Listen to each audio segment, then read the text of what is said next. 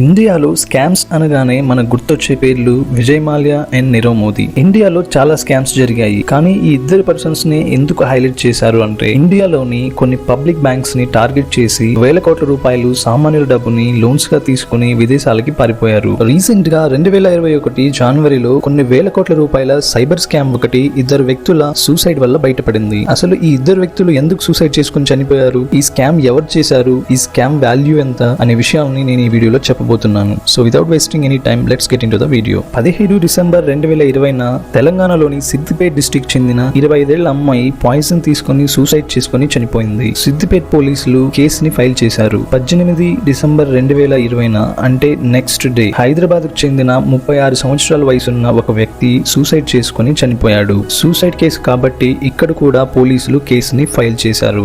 ఈ రెండు ప్లేసెస్ లో పోలీసులు ఇన్వెస్టిగేషన్ చేస్తున్నారు. ఇన్వెస్టిగేషన్ లో రెండు చోట్ల పోలీసులకి తెలిసింది ఏంటంటే సిద్దిపేటకు చెందిన ఒక అమ్మాయి స్టూడెంట్. ఈ అమ్మాయి కొన్ని ఆన్లైన్ యాప్స్ ద్వారా ఎలాంటి డాక్యుమెంట్స్ లేకుండా దాదాపు 3 లక్షల రూపాయలు లోన్ గా తీసుకుంది. ఇదే విధంగా హైదరాబాద్ కి చెందిన ఈ వ్యక్తి కూడా ఆన్లైన్ లో 10 యాప్స్ ద్వారా దాదాపు 2.5 లక్షల రూపాయలు లోన్ ని తీసుకున్నాడు. సరే, లోన్ తీసుకుంటే చావాలా అనే డౌట్ మీకు రావచ్చు, కానీ లోన్ ఇచ్చిన యాప్సే బ్లాక్ మెయిల్ చేస్తే ఇక్కడ అదే జరిగింది. ఇన్వెస్టిగేషన్ లో victims parents, friends and relatives ఇచ్చిన ఇన్ఫర్మేషన్ ఏంటంటే మీ అమ్మాయి లోన్ తీసుకుంది, తను తిరిగి కట్టడం లేదు అని కాల్స్ అండ్ మెసేజెస్ వచ్చాయి అని. సో పోలీసులు ఈ కోణంలో ఇన్వెస్టిగేషన్ చేస్తే తెలిసింది ఏంటంటే ఇన్స్టెంట్ లోన్ పేరుతో 30 illegal mobile applications Android play store లో అవైలబుల్ ఉన్నాయి.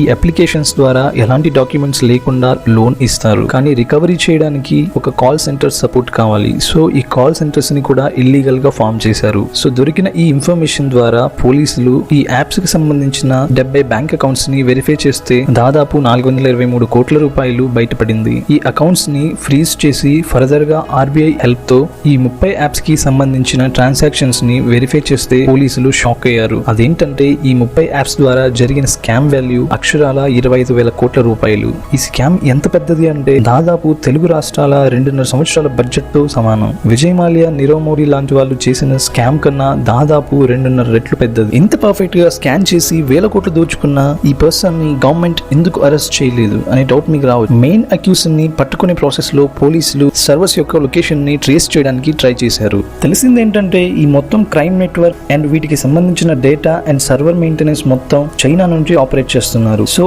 ఇండియన్ పోలీసులు చేసేదేమి లేక ఇండియాలో ఉండి ఈ క్రైమ్ నెట్వర్క్ కి హెల్ప్ చేసే బెంగళూరులోని అండ్ హైదరాబాద్ లోని కొన్ని టెక్ కంపెనీస్ యొక్క ఎండీస్ ని అరెస్ట్ చేశారు. సో ప్రైమరీ ఇన్వెస్టిగేషన్ లో బయటపడింది ఏంటంటే ఈ టోటల్ ఆర్గనైజ్డ్ క్రైమ్ కి హెడ్ చైనాలో ఉన్నాడు అని. సరే, ఇండియన్ గవర్నమెంట్ దగ్గర స్కామ్ చేసినట్టుగా అన్ని ప్రూఫ్స్ ఉన్నా ఎందుకు అరెస్ట్ చేయలేదు అనే డౌట్ మీకు రావచ్చు. స్కామ్ చేసిన పర్సన్ చైనాకు సంబంధించిన వ్యక్తి కావడం వల్ల ఇండియన్ గవర్నమెంట్ కానీ ఇండియన్ పోలీసులు కానీ చైనాకు వెళ్లి వాళ్ళ పౌరుల్ని అరెస్ట్ చేసేకు ఉండదు. సో ఈ విషయంలో చైనా గవర్నమెంట్ మనకు హెల్ప్ చేస్తే తప్ప వేరే ఆల్టర్నేట్ లేదు. కానీ చైనాకి ఇండియాకి ఉన్న ఎనిమీ రిలేషన్షిప్ వల్ల ఈ విషయంలో చైనా ఇండియాకి హెల్ప్ చేయదు. సో ఈ విషయంలో ఇండియన్ గవర్నమెంట్ కానీ ఇండియన్ పోలీస్ కానీ ప్రైమరీ అక్యూజ్డ్ అయిన ఈ పర్సన్ ని అరెస్ట్ చేయడం కష్టం అనే చెప్పాలి. ఎన్ని వేల కోట్ల రూపాయల స్కామ్ చేసిన ఈ ఇన్స్టెంట్ లోన్ యాప్స్ ఎలా పనిచేస్తాయి, లోన్ తీసుకున్న తర్వాత పీపుల్ ఎందుకు చనిపోయారు అనేది చూద్దాం. మనం గూగుల్లో ఆన్లైన్ లోన్, ఇన్స్టెంట్ లోన్ లేదా లోన్ వితౌట్ డాక్యుమెంట్స్ అని సెర్చ్ చేస్తే కొన్ని వెబ్సైట్ లింక్స్ తో పాటు కొన్ని యాప్స్ ని కూడా డిస్ప్లే చేస్తుంది. సో ఈ యాప్స్ కస్టమర్స్ ని ఎలా అట్రాక్ట్ చేస్తాయి అంటే ఎలాంటి డాక్యుమెంట్స్ లేకుండా ఇన్స్టెంట్ లోన్ క్రియేట్ చేసి డైరెక్ట్ గా బ్యాంక్ అకౌంట్ లోకి డబ్బులు వేస్తాము అని. దీనికోసం ప్లే స్టోర్ నుంచి తమ అప్లికేషన్స్ ని డౌన్లోడ్ చేసుకుని ఇన్స్టాల్ చేయమని అడుగుతారు. సో ఇన్స్టాల్ చేసిన తర్వాత మన ఇండియన్స్ కి ఉన్న తొందరపాటు వల్ల యాప్ అడిగే privacy policies and terms and conditions కి యాక్సెప్ట్ చేస్తారు. సో దీనివల్ల మన కాంటాక్ట్స్, మీడియా, లొకేషన్ లాంటి సెన్సిటివ్ ఇన్ఫర్మేషన్ ని షేర్ చేయడానికి పర్మిషన్ ఇచ్చేస్తారు. సో యాక్సెప్ట్ చేసి రిజిస్ట్రేషన్ ప్రాసెస్ కంప్లీట్ అవ్వగానే అమౌంట్ ని మన బ్యాంక్ అకౌంట్ లో డైరెక్ట్ గా డిపాజిట్ చేస్తారు. ఈదర్ బ్యాంకులు కావచ్చు లేదా ఎనీ ప్రైవేట్ ఫైనాన్స్ కంపెనీలు కావచ్చు. మనం లోన్ తీసుకున్న తర్వాత కస్టమర్ ఇన్స్టాల్మెంట్స్ పద్ధతిలో పే చేసుకోవచ్చు అండ్ రేట్ ఆఫ్ ఇంట్రెస్ట్ కూడా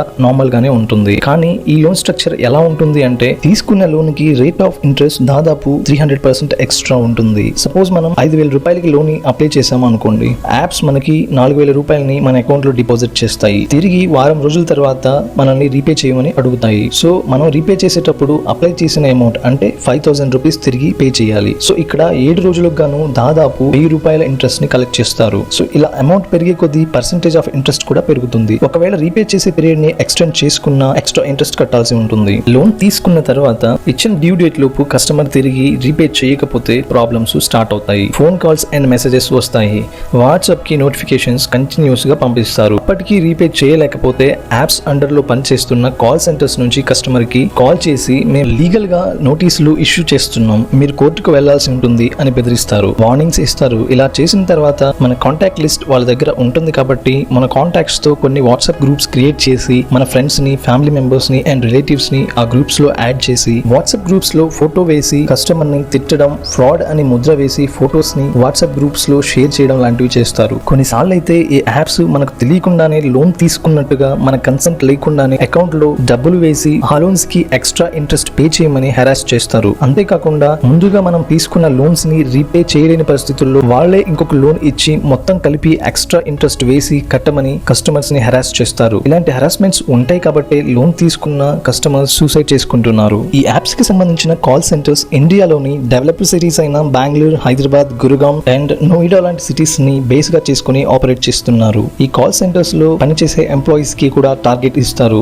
ఒక వారం రోజుల పీరియడ్ లో అట్లీస్ట్ 10 మెంబర్స్ కి ఇన్స్టెంట్ లోన్స్ ని శాంక్షన్ చేయాలి. అదే విధంగా రికవరీ కూడా చేయాలి, లేకపోతే వీళ్ళని కూడా థ్రెటన్ చేస్తారు. సో ఈ ఆర్గనైజ్డ్ క్రైమ్ చేయడానికి ఈ ఫ్రాడ్స్టర్స్ ఒక టెరిటరీ మేనేజర్ తో డీల్ కుదుర్చుకుని దాదాపు 1100 ఫేక్ సిమ్ కార్డ్స్ ని ప్రొడ్యూస్ చేసి ఉపయోగించారు. అటు విజయ్ మాల్యా కావచ్చు, ఇటు నీరవ్ మోదీ కావచ్చు, వేల కోట్లు లోన్ గా తీసుకుని దేశం వదిలి పారిపోయినప్పుడు ఫోకస్ చేసి పబ్లిక్ కి చూపించిన మీడియా ఇప్పుడు 25,000 కోట్ల స్కామ్ జరిగినా ఎందుకు పబ్లిక్ కి చూపించడం లేదో తెలియదు. ఇండియాలో ఎలాంటి పేమెంట్ అప్లికేషన్ మార్కెట్ లోకి వచ్చినా ఆర్బీఐ అప్రూవల్ ఖచ్చితంగా ఉండాలి. కానీ ఎలాంటి అప్రూవల్ లేకుండా దాదాపు 30 రకాల అప్లికేషన్స్ ఇన్స్టెంట్ లోన్ పేరుతో ప్లే స్టోర్ లో అవైలబుల్ గా ఉన్న ఆర్బీఐ పట్టించుకోలేదు. మరి ఇంత పెద్ద స్కామ్ జరిగితే గవర్నమెంట్ ఏం చేస్తుందనే డౌట్ మీకు రావచ్చు. అసలే కరోనా లాక్డౌన్ వల్ల ఇండియన్ ఎకానమీ పడిపోయింది. సో తిరిగి మళ్ళీ ట్రాక్ మీదకి తీసుకురావడానికి స్టేట్ అండ్ సెంట్రల్ గవర్నమెంట్స్ చాలా రకాల ట్యాక్స్ ని ఇంపోజ్ చేస్తున్నారు. ఈ ట్యాక్స్ భారం ఒకైతే ఇలాంటి టైంలో ఇంత పెద్ద స్కామ్ జరిగిందని తెలిస్తే ప్రజలు పానిక్ అవుతారని మరీ ఎక్కువ ఎక్స్పోజ్ చేయకుండా కేసుని ఎన్ఫోర్స్మెంట్ డైరెక్టరీకి అప్పగించింది. ఈ 30 రకాల యాప్స్ ని ప్లే స్టోర్ నుంచి రిమూవ్ చేసే విధంగా స్టే తీసుకొచ్చారు. ఈ కేసులో సెకండరీ అక్యూజ్డ్ అయిన చైనీస్ పర్సనల్ ని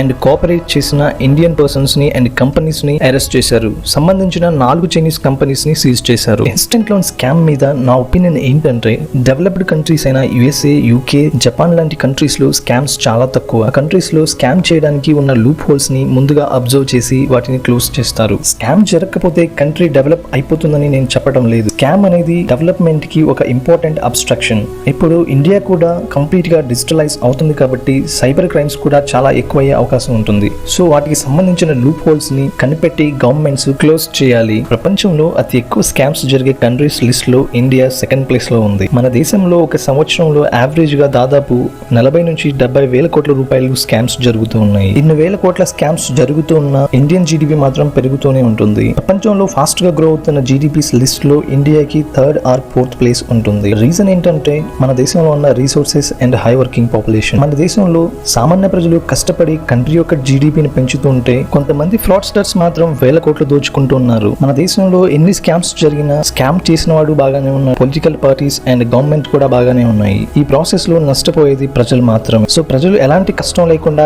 ఈజీ వేస్ లో మనీ వస్తాయి అనే అత్యాశ ఇలా స్కామ్ చేసే వాళ్ళను క్రియేట్ చేస్తుంది. ఈ ఇన్స్టెంట్ లోన్ విషయానికి వస్తే ఇందులో ఎక్కువగా నష్టపోయింది స్టూడెంట్స్ అండ్ ఫైనాన్షియల్ నీడ్ ఉన్న చాలా మంది ప్రజలు. సో ఇక మీద ఏదైనా చేసే ముందు మీరు ఎలాంటి పని చేయకుండా డబ్బు వస్తుంది అంటే దాని గురించి బాగా ఆలోచించి డెసిషన్ తీసుకోండి. ఎందుకంటే నథింగ్ ఈజ్ ఫ్రీ. నా ఎక్స్ప్లెనేషన్ నచ్చితే వీడియోని లైక్ చేసి షేర్ చేయండి. ఇలాంటి మరిన్ని ఇంట్రెస్టింగ్ వీడియోస్ కోసం ఛానల్ ని సబ్స్క్రైబ్ చేయండి. Thank you.